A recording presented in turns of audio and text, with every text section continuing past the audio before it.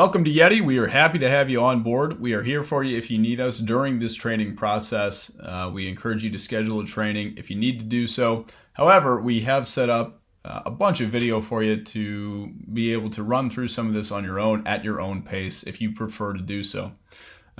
Before we get started, there are a few things I want to touch on in this initial video. Number one, these are your settings on the top right-hand corner. You can always click on this settings wheel, and then you can either adjust your subscription, you can edit your company's information if you need to do so, and you can go into the company settings themselves to where you're able to adjust your length units if you need to, area units, temperature units, currency units, time format, seasonality. You can either enable or disable notifications. You can change the colors on the background here. And you can also, if you use subcontractors, adjust the amount of time that they have to make edits within Yeti. They will have the ability to access Yeti as well. Up here on the right-hand side, if you are using QuickBooks Online, you can always hook your Yeti account up to your QuickBooks account. And if you need to know how to do that, we also include video here of how to do so.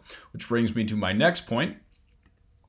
In many of our screens, you're going to see a video icon, in this case right here, on the right-hand side of the page. If you're ever unsure while you're using Yeti, whether it be in the middle of a storm, before an event, or before your season even starts, we have included an embedded video here that will tell you how to use the features on that page.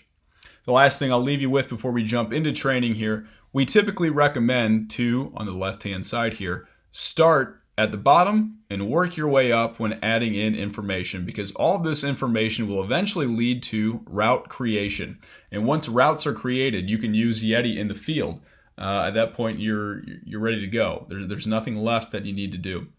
Now, obviously, you can make this as detailed or undetailed as you need it to be. And then after routes are serviced in the field, you will also want to know how to use your reports.